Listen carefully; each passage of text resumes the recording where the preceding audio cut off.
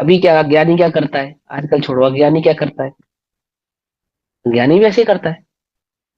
क्या कहते हुए दीक्षा किसे कहते हैं? पंचमुष्टि के श्लोच को दीक्षा कहते हैं। वस्त्र आदि के त्याग को दीक्षा कहते हैं।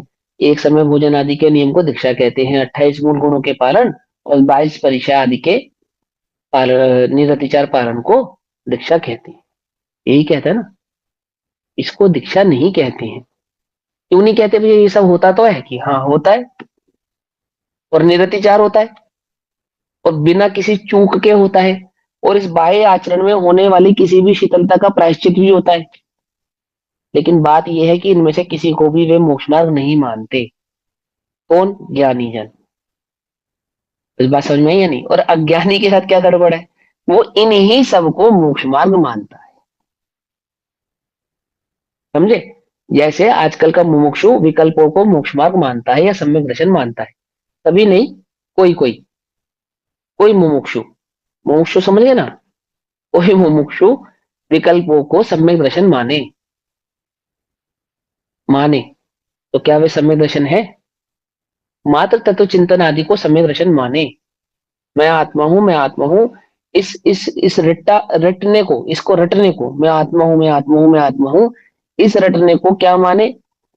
मोक्ष मार्ग माने, सम्यक दर्शन माने, अथवा तत्वभ्यास माने। क्या कहा? तो वह तत्वभ्यास होता नहीं, उसको तत्वभ्यास कहते नहीं है, इसे मोक्ष मार्ग कहते नहीं है, इसे सम्यक दर्शन कहते नहीं है। कोई ये माने कि मैं तो बस स्वाध्याय करूंगा, मुझे सम्यक दर्शन हो जाएगा।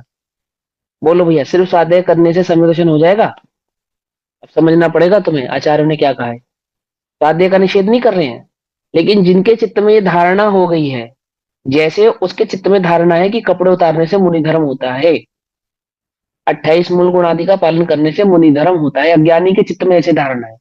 ऐसे आज के मुमुक्षु के चित्त में क्या धारणा है कि स्वाध्याय करने से सम्यक दर्शन होता है। होता है या नहीं होता है? अब कैसे समझाएं? क्यों? क्योंकि तुम तो विपरीत ग्रहण करने वाले हो। क्या कहोगे? ये बढ़िया, कि हम तो पहले ही कह रहे थे स्वाध्याय से नहीं होता है।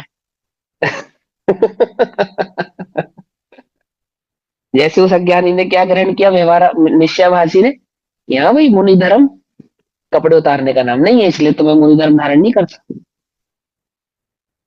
ठीक है ना? ऐसा नहीं है भैया, ऐसा नहीं है। समझना पड़ेगा, वो भाव समझना पड़ेगा जो आचार्य देव हमें समझाना चाहिए।